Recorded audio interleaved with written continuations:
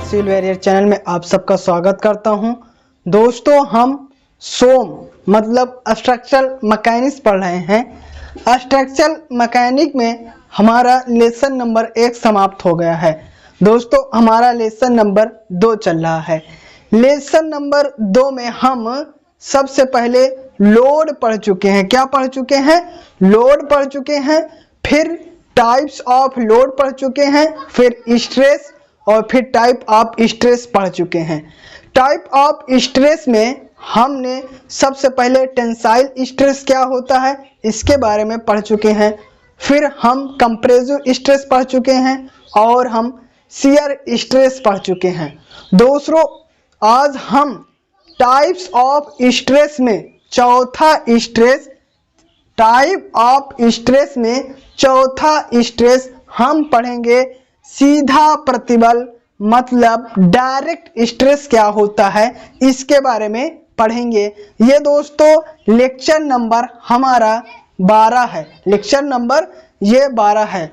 तो इसको स्टार्ट करते हैं। सबसे पहले डायरेक्ट स्ट्रेस क्या होता है इसको जानते हैं। तो पहले समझ लेते हैं, फिर परिभाषा देखते हैं। तो दोस्तों, ये हमारा कोई धारण है। ये हमारा कोई धारण है। पहले हम डायरेक्ट स्ट्रेस समझ रहे हैं कि डायरेक्ट स्ट्रेस क्या होता है। तो ये हम पहले समझते हैं। तो ये दोस्तों हमारा ये है धारण मतलब बीम है। तो जो ये बीम है इसका एक्सिस मतलब अक्ष, इसका ये अक्ष हो गया। ये पहले सबसे पहले ये बीम है और इसका हमने अक्ष खींच दिया है। तो इस बीम पर हम टेंसाइल या फिर हम कंप्रेसिव बल लगाएंगे। चाहे हम टेंसाइल लगाएं और चाहे कंप्रेसिव लगाएं, मगर ये बल लगाएंगे जो हम टेंसाइल लगाएंगे या फिर कंप्रेसिव जो बल लगाएंगे इस अक्ष के, ये अक्ष है, इसके लंबवत लगाएंगे। किसके? ये सीध लगाएंगे या फिर लंबवत लगाएंगे। मतलब ये जो अक्ष है इसके सीध ही लगाएंगे। चाहे हम ये अक्ष है इसके ऐसे लगाएंगे, ऐसे लगाएंगे, या फिर ये हमारा कंप्रेसिव हमने बल लगाया, या फिर हम लगाएंगे टेंसाइल वाला लगाएंगे, या फिर हम टेंसाइल वाला लगाएंगे। तो मतलब ये हमारा अक्ष है, अक्ष के लंबवत लगाएंगे। तो उसे ही जब हम कंप्रेसिव लगाएं चाहे फिर हम टेंसाइल लगाएं, उसे हम डायरेक्ट लोड कहते हैं। अभी हमने क्या जाना? डायरेक्ट लोड मतलब हमारा कोई धरण या बीम है, उस पर हम जब अक्ष के लंबवत, लॉन्गिट्यूडनल यानी लंबाई के अक्ष के जब हम लंबवत कोई बल टेंसाइल फोर्स या फिर हम कंप्रेसिव बल लगाएं, कंप्रेसिव फोर्स लगाएं, तो उसे हम डायरेक्ट लोड कहते हैं। तो इतना समझ आए डायरेक्ट लोड किसे कहते हैं। तो जब इस डायरेक्ट लोड के विरोध में हमारा बल जो लगेगा उसे हम डायरेक्ट स्ट्रेस कहते हैं। इतनी ये परिभाषा। अब इसको हम परिभाषा से समझते हैं कि डायरेक्ट स्ट्रेस क्या होता है। जब किसी वस्तु पर डायरेक्ट लोड कार्य करता है, क्या दोस्तों? डायरेक्ट लोड कार्य करता है, तो इनका विरोध करने के लिए जो प्रतिबल उत्पन्न होता है उसे डायरेक्ट स्ट्रेस कहते हैं। तो हम सबसे पहले डायरेक्ट स्ट्रेस जान रहे हैं, डायरेक्ट स्ट्रेस क्या होता है, मगर हम ये नहीं जानते हैं कि डायरेक्ट लोड क्या होता है। तो डायरेक्ट लोड देख लेते हैं। डायरेक्ट लोड या फोर्स तल प्लेन के लंबवत नॉर्मल लगते हैं। सीधा प्रतिबल को नॉर्मल स्ट्रेस भी कहते हैं। इसे सिग्मा डी से प्रदर्शित करते हैं। मतलब दोस्तों, हमारा जो डायरेक्ट लोड होता है ये क्या होता है? कोई हमारा बीम है, इस बीम के अक्ष के, बीम है और ये बीम के अक्ष के लंबवत चाहे हमारा संपीड़न बल या फिर तनाव बल लगे, उसे हम डायरेक्ट लोड कहते हैं। बस इस डायरेक्ट लोड के जो विपरीत बल उत्पन्न होगा उसे डायरेक्ट स्ट्रेस कहते हैं। देख लेते हैं। डायरेक्ट लोड या फोर्स, चाहे डायरेक्ट लोड कहें या फिर फोर्स कहें, तल प्लेन के लंबवत नॉर्मल लगता है। सीधा प्रतिबल को नॉर्मल स्ट्रेस भी कहते हैं, इसे सिग्मा डी से प्रदर्शित करते हैं। अच्छी तनाव या फिर अच्छी संपीड़न भार को सीधे भार कहलाते हैं। अच्छी तनाव या अच्छी संपीड़न भार सीधे भार कहलाते हैं। तो इतना तो पहले अच्छी तनाव मतलब ये हमारा अच्छा, इस पर जो टेंसाइल लगाएं और चाहे कंप्रेसिव लगाएं उस भार को हम अच्छी तनाव या अच्छी संपीड़न भार को सीधे भार कहते हैं, डायरेक्ट लोड कहते हैं। तो इसको एक बार से फिर समझते हैं। पहले कुल मिला के आप डायरेक्ट लोड जान लीजिए, डायरेक्ट लोड क्या होता है।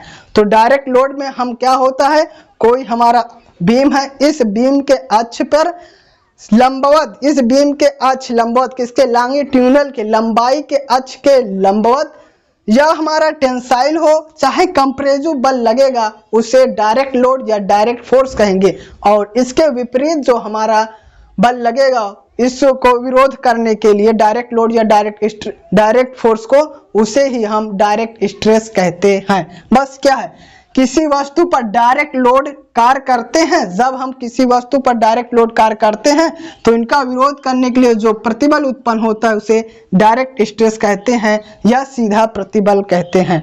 और ये डायरेक्ट लोड किसे कहते हैं, तो अच्छी तनाव या अच्छी संपीड़न भार सीधे भार कहलाते हैं, डायरेक्ट लोड कहते हैं। डायरेक्ट लोड को हम दोस्तों सिग्मा डी से प्रदर्शित करते हैं। डी मतलब डायरेक्ट, तो सिग्मा डी बराबर क्या हो जाएगा, F/A, ये हमारा फार्मूला हो जाएगा। तो दोस्तों सीधा प्रतिबल क्या होता है, उम्मीद करते हैं आपको समझ में आ गया होगा। एक बार फिर से आपको सीधा रिवीजन कर देते हैं। मतलब डायरेक्ट लोड का जो विरोध करेगा उसे डायरेक्ट स्ट्रेस कहते हैं। और फिर डायरेक्ट लोड क्या होता है, अच्छी तनाव या अच्छी संपीड़न पर अच्छी तनाव या अच्छी संपीड़न भार सीधे भार डायरेक्ट लोड कहलाते हैं। तो इसको चित्र के साथ समझते हैं। ये हमारा कोई बीम है, जब इस बीम का अच्छी है, इसके अगर लॉन्गिट्यूडिनल के लंबवत हम चाहे टेंसाइल वाला चाहे कंप्रेसिव वाला बल लगाएंगे उसे डायरेक्ट लोड कहते हैं। तो दोस्तों ये था हमारा सीधा प्रतिबल। तो अब हम टाइप ऑफ स्ट्रेस में सबसे आखिरी वाला पढ़ेंगे, हमारा है नमन प्रतिबल मतलब बेंडिंग स्ट्रेस। सबसे हमारा आखिरी वाला स्ट्रेस है, इसको जानते हैं। बेंडिंग स्ट्रेस किसे कहते हैं तो इसको समझते हैं। कोई दोस्तों हमारा ये बीम है, ये बीम है, ये कोई हमारा बीम है, इस बीम का अक्ष ये है हमारा दोस्तों, इस बीम का अक्ष ये है।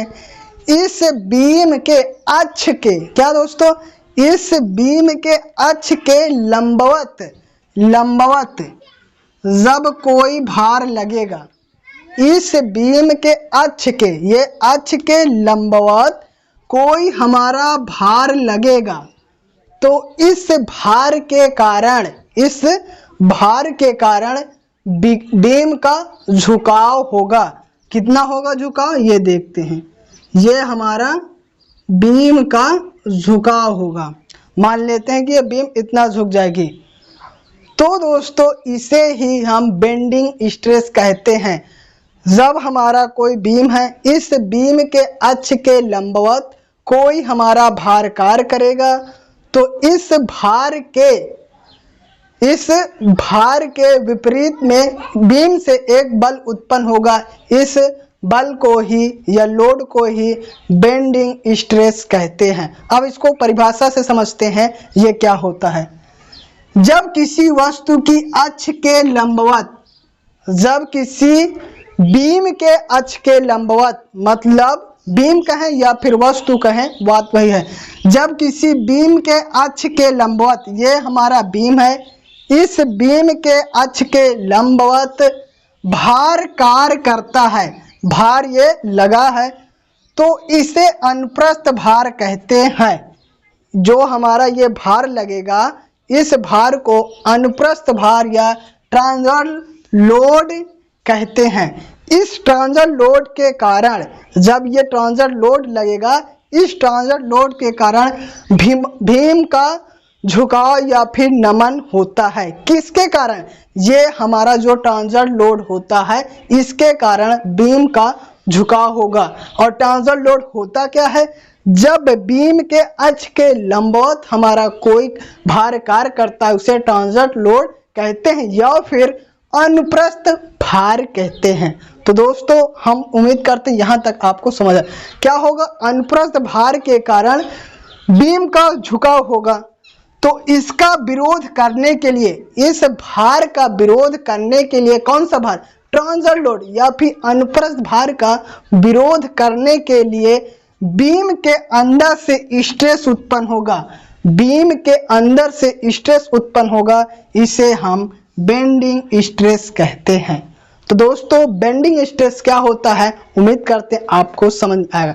एक बार फिर से समझ लेते हैं कि बेंडिंग स्ट्रेस क्या होता है। दोस्तों बेंडिंग स्ट्रेस ये हमारा दोस्तों बीम है, इस बीम के अक्ष के लंबवत, इस बीम का अक्ष ये है, इस बीम के अक्ष के लंबवत जब कोई हमारा बल कार्य करेगा तो इस बल या लोड को हम अनुप्रस्थ भार या फिर ट्रांसवर्स लोड कहते हैं।